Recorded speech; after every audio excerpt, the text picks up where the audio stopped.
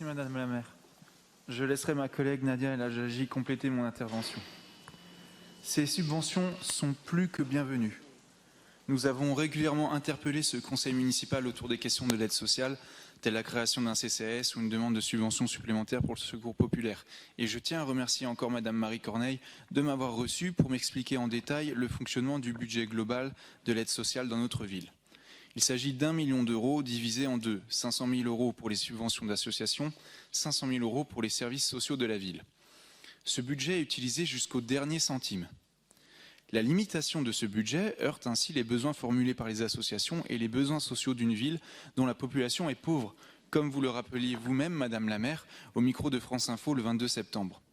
Il est donc urgent d'augmenter de façon pérenne ce budget global afin de dépasser les limitations techniques et répondre au mieux aux besoins des Mulhousiens les plus précaires afin qu'ils puissent vivre dignement et de manière la plus sereine possible à Mulhouse. Notre ville est capable d'investir des sommes considérables dans certains projets.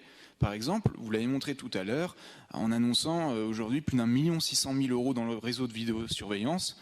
Et ces choix sont politiques et vous l'assumez d'ailleurs. Je laisse à présent la parole à ma collègue Nadia El Hajaji qui va compléter. Merci. En effet, pour terminer le propos. Volontiers, Madame El Hajaji. La parole. Normalement, c'est le maire qui distribue la parole, mais je vous l'accorde volontiers. Merci. Ça aurait été bien de pouvoir continuer sur la violence faite aux femmes, mais c'est pas grave. Alors, pour compléter le propos de mon collègue, nous avons aussi. Pardon ?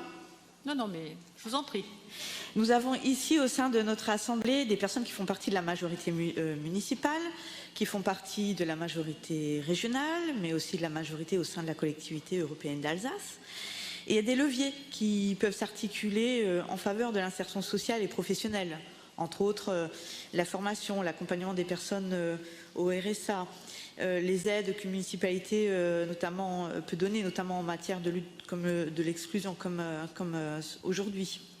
Nous ne pouvons que nous étonner que les moyens ne soient pas mieux articulés et renforcés avec un véritable cap sur le long terme pour notre ville, pour que notre cité en ressorte grandie et plus forte et que les Mulhousiennes et les Mulhousiens y gagnent à travers un cap commun.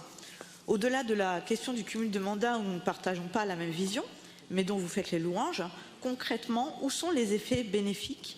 Où situez-vous le cap commun des différentes institutions dans lesquelles vous siégez? Il serait grand temps que les Mulhousiennes et les Mulhousiens puissent en bénéficier dans leur quotidien.